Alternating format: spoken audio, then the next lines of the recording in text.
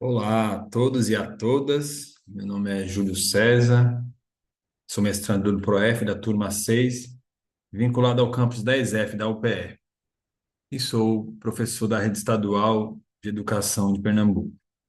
É com grande satisfação que compartilho com vocês esta apresentação, que busca discutir aspectos fundamentais da educação física escolar, a partir da análise de textos relevantes discutidos durante as 7 semanas vivenciadas no AVA, né, nosso ambiente virtual de aprendizagem, e das vivências acumuladas no chão da escola.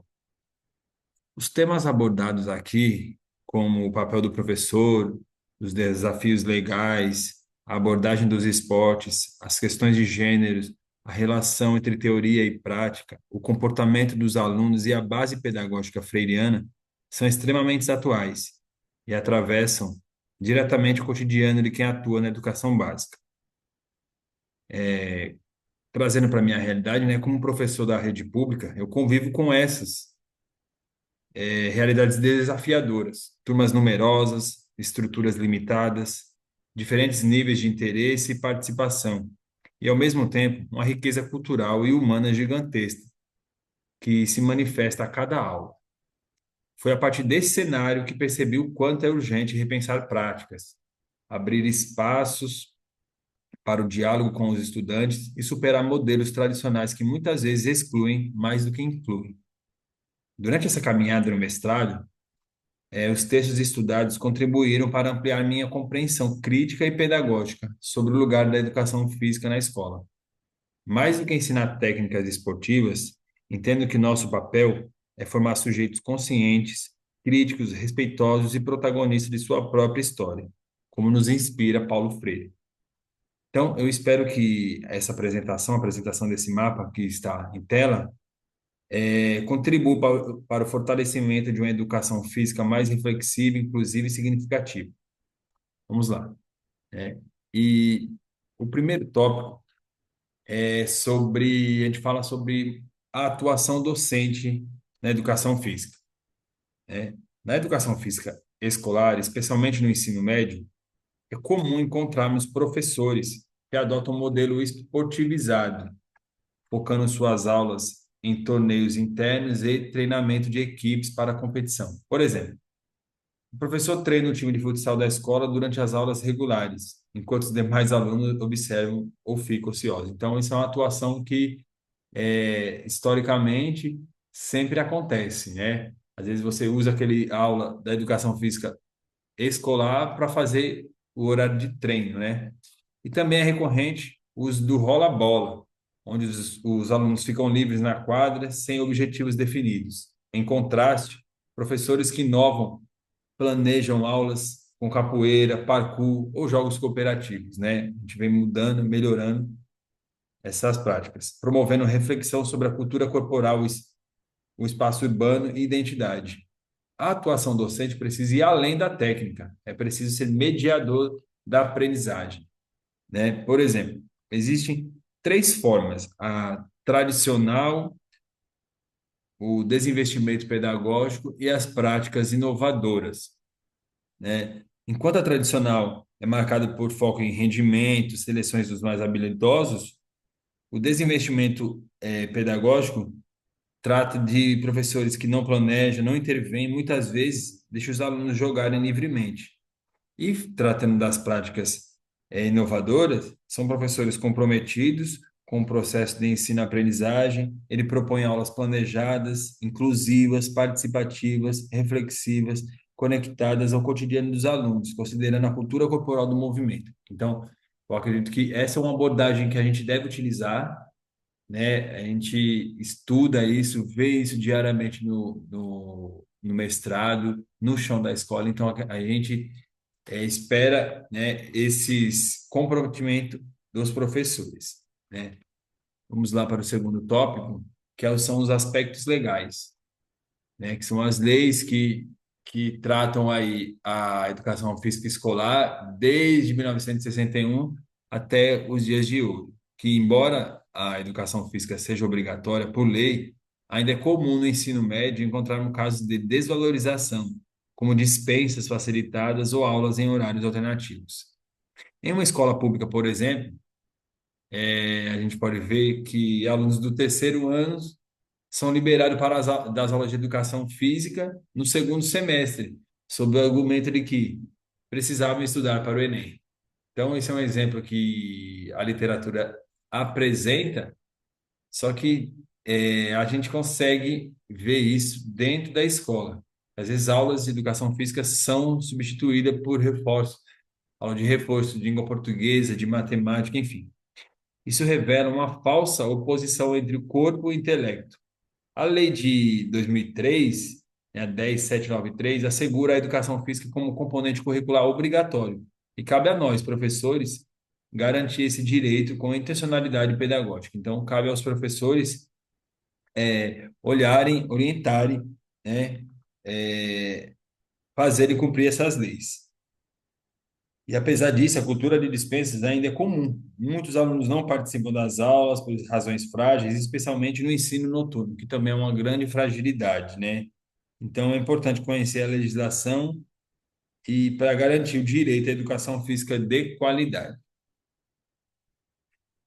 Vamos lá para o tópico 3 do nosso mapa, que fala sobre o tratamento do esporte na educação física. Também foi uma disciplina muito importante, eu acho que trouxe várias reflexões, né? Por exemplo, uma fala que a gente normalmente ouve é aquela, todo ano é só futebol, né, que é uma queixa comum dos alunos, principalmente do ensino médio. A repetição e a ausência de variedade nas práticas levam ao desinteresse. Em uma abordagem crítica, o professor pode iniciar uma aula de basquete discutindo sua origem afro-americana e os impactos da NBA na cultura pop. Então, isso já é uma possibilidade, né? A gente trouxe aí como está no mapa, discutido os problemas, as propostas, né? O esporte é um conteúdo legítimo da educação física, mas historicamente foi tratado de forma limitada. Então, ele se limita àqueles esportes que são mais praticados naquela escola. Durante o período militar, foi usado como ferramenta de controle social. Nas décadas seguintes, passou a dominar o currículo de forma excludente e descontextualizada. Houve a supervalorização do desempenho técnico, pouca reflexão sobre o papel social e cultural do esporte. E o que pode tratar algumas propostas, por exemplo, o esporte como um fenômeno histórico e cultural, trabalhar com a diversidade de práticas e valorizar a participação, o respeito e a cooperação. Então, o que a gente traz aí dentro desse contexto do esporte? Que o ensinar o esporte não é apenas jogar, é também entender o significado, né? A questão da abordagem crítica, reflexiva, exploração da cultura corporal, né? Foco exclusivo na performance, né? Que isso é uma prática muito comum antigamente. Você trazer a falta de contextualização, você não trazer o histórico dessas modalidades, enfim. Eu acredito que o esporte ele tem que, acima de tudo, não apenas ensinar o jogar, mas você trazer toda a contextualização. Vamos lá para o próximo tópico: afastamento em disciplina dos alunos. Esse é um tema que eu me identifico muito, né? Porque, inclusive, é um tema possível da minha dissertação, que é o afastamento à disciplina, né? A falta de motivação dos alunos em não estar nas aulas de educação física. Essa falta de interesse, as aulas em contraturno, vários motivos de dispensa, falta de envolvimento, turmas grandes e desmotivadas, né? E eu trazer algumas propostas aí em relação ao protagonismo e os valores, né? Mesmo que muitos alunos gostem da educação física, é comum no ensino médio vermos faltas constantes e comportamentos desmotivados. Alguns veem a aula como um momento de descanso ou descompromisso.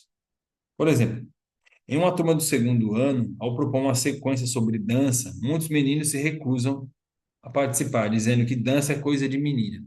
Então a gente já ainda tem essa questão do preconceito, né, do machismo. Então esse tipo de resistência exige escuta, sensibilidade e estratégias que mostrem que todas as práticas corporais têm valor e significado. a indisciplina muitas vezes é um reflexo do não pertencimento. Então, a gente vê que se a gente não conseguir envolver esses estudantes nas aulas, a gente vai ter dificuldade, a gente vai aumentar cada vez mais o afastamento e a indisciplina, né? Falta de sentido nas atividades, insegurança corporal, desvalorização da disciplina pela própria escola. Às vezes, culturalmente, aquela escola não dá muito valor às aulas de educação física. Tem as dispensas legais, né? A questão das 5 regras lá que é previsto na LDB. E a indisciplina também é um outro desafio, resultante de aula descontextualizada e da ausência de escuta. Então, a partir do momento que você não tem um aluno do seu lado, né? Você não traz, não envolve ele, não traz contextualizado. E dentro dos textos que a gente deu, eu vi, e das discussões que a gente teve nos fóruns, eu vi um comentário muito interessante que falava sobre você saber a hora de terminar a aula, que eu acho que é importante. Você promover uma aula bem elaborada, bem organizada, mas na hora que tiver ali no auge da aula, você encerrar para aquela aula ter um gostinho de quero mais. Então, eu acho que isso é uma dica que já fica, que já é um fruto que a gente já vem colhendo no ProF, né? A gente tem que dar voz ao aluno, diversificar estratégias didáticas, trabalhar com protagonismo e diálogo, que acho que é uma dica que a gente deixa, que a aprendizagem significativa é a melhor forma de combater o afastamento. Então, a partir do momento que o aluno, a gente viu isso nos textos, que o aluno aprende, vê significado em conhecer aquele conteúdo, ele vai se envolver naturalmente com as aulas, certo? Vamos ao nosso próximo tópico, né, que é as questões de gênero na educação física. É frequente vermos nas escolas meninas sendo excluídas dos esportes ditos masculinos, né, entre aspas, ou meninos ridicularizados por participarem de danças. Em uma aula, um aluno foi alvo de piadas por dançar funk com os colegas. Essas situações evidenciam o quanto o ambiente escolar ainda é hostil à diversidade. Então, cabe nós, professores, combater esses estigmas com informação, diálogo e planejamento inclusivo. Trabalhar com turmas mistas, promover atividades cooperativas e debater estereótipos. São atitudes que constroem uma educação física mais justa, né? Então, eu trago aí, por exemplo, as aulas mistas, né, que eu acho que a gente deve investir, que também foi discutido durante as atividades no AVA, né, mas, enfim, infelizmente, no decorrer dos anos, essas aulas mistas vão perdendo o sentido, né? Os alunos vão achando que isso não faz sentido misturar meninos contra as meninas, né? Gênero é uma construção social, então cabe ao professor também trabalhar junto essa orientação. A educação física reproduz estereótipos ao sugerir que meninos são mais habilidosos e meninas menos participativas, né? Então, esse estereótipo a gente deve cortar. E os nossos desafios são equidade na participação, a gente trazer os meninos para participar das atividades que historicamente, que culturalmente só eram meninas, enfim.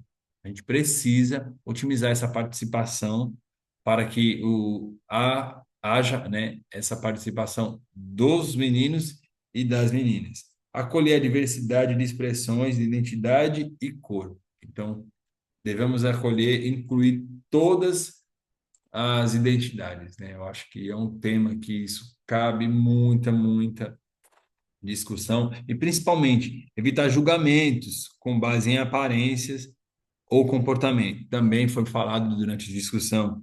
E a gente traz aí como reflexão que educando com equidade é garantir que todos aprendam, independente do gênero. Então, acho que a gente tem que trabalhar que a aprendizagem é o nosso principal objetivo, né? Então, para o nosso próximo tópico, vamos ver a questão dessa relação entre teoria e prática. Também foi um tópico muito interessante que trabalhamos durante as aulas dessa disciplina, né? Que foi as problemáticas da educação física. Então, a expectativa de muitos alunos do ensino médio é que as aulas de educação física sejam apenas práticas, né? Vem aquela coisa do fundamental, mas eu vejo que também os alunos querem, ah, não, a gente só quer aula prática, mas eles esquecem, né, que a gente precisa trazer, né, as reflexões, fazer essa integração da teoria e da prática. Então, eu digo o seguinte, né, que a educação física historicamente priorizou o saber fazer, por exemplo, jogar futebol, mas negligenciou o saber sobre o fazer. Por exemplo, entender o jogo como expressão cultural. Então, a gente só trazia, os alunos só vêm com aquela questão de que o jogo é o esporte, é competitividade, é competição, é jogos internos, enfim. A gente tem que entender o jogo como uma expressão cultural. Em uma atividade sobre lutas, por exemplo, os alunos pesquisaram a história do Muay Thai e suas implicações culturais antes de vivenciá-lo. Essa fusão entre teoria e prática promove sentido e criticidade, rompendo com o paradigma da educação física como só brincadeira. Então, a partir do momento que você traz contextualização histórica, né, características daquela modalidade de luta, por exemplo, os alunos começam a se interessar. Aí a gente traz, né, muitas, algumas modelos, né? Por exemplo, os modelos tradicionais, que é o ênfase no saber fazer, a gente reduz essa prática esportiva. Eu trago aqui pelas propostas atuais a integração entre teoria e prática e aulas que estimulam reflexão, crítica e compreensão, né? É o que eu já venho falando. A gente precisa dar sentido àquele conteúdo, àquelas aulas, para que o aluno, assim, se interesse pelo conteúdo. E um exemplo prático, por exemplo, ao ensinar o vôlei, abordar também seu contexto histórico, regras, valores e transformações sociais. Então, eu não trago só a questão da prática por si, eu tenho que trazer todo o contexto, toda a história que vem por trás do voleibol, né, que é esse exemplo que eu citei. Então, de resumo, eu trago que a teoria dá sentido à prática, a prática dá vida à teoria. Então, uma coisa tem que estar sempre atrelada, amarrada à outra. Temos o nosso próximo tópico, que é a nossa cultura corporal popular, né? Muitas vezes a escola silencia as manifestações culturais dos alunos, como o funk, o passinho, o skate ou a capoeira. Em uma experiência concreta, após escutar alunos do ensino médio falarem sobre o passinho, que é muito praticado, né, aqui no, em Pernambuco, tem muitos inclui essa prática no planejamento. As aulas passaram a debater identidade periférica, mídia, preconceito e arte urbana. Então, a partir do passinho, a gente começa a trazer é, é, é, modelos para o contexto escolar.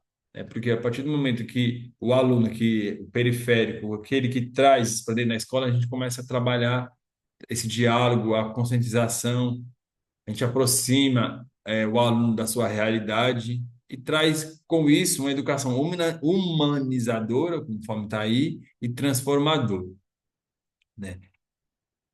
Vimos que a educação física, né, através de Freire, nos ensina que ensinar é escutar, é dialogar com a realidade do aluno. Valorizar a cultura popular é transformar a educação física em espaço de pertencimento e emancipação. Então, Paulo Freire nos traz justamente isso.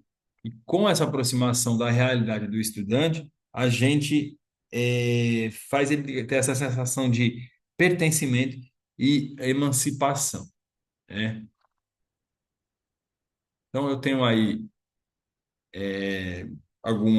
algumas considerações a fazer, né? Que a educação física escolar não deve ser vista como mera prática esportiva ou recreativa. Então, a gente precisa dessa atenção, dessa contextualização e trazer principalmente o aluno, né, para fazer parte integrante do contexto das aulas teóricas e da aula prática.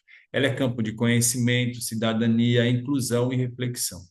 Nosso desafio é romper com velhas práticas e construir uma educação física crítica, acessível e transformadora. Então, ao longo dessa apresentação, refletimos sobre os principais desafios enfrentados pela educação física escolar, que foi discutido durante essa disciplina, que é as problemáticas da educação física, com atenção especial ao ensino médio, né, no meu caso. Falamos da atuação docente, das leis que regem a educação física, do papel do esporte, da evasão, da indisciplina, das questões de gêneros, da teoria e da cultura popular. Vimos que a educação física pode reproduzir exclusões, mas também pode ser uma ferramenta de transformação social. Cabe a nós, professores, trazer essa escolha diariamente. A prática pedagógica crítica é possível e necessária. Então, muito obrigado, né, pela apresentação, né, e espero que essa reflexão contribui para uma educação física mais sensível, consciente e transformadora. Então, muito obrigado e até a próxima.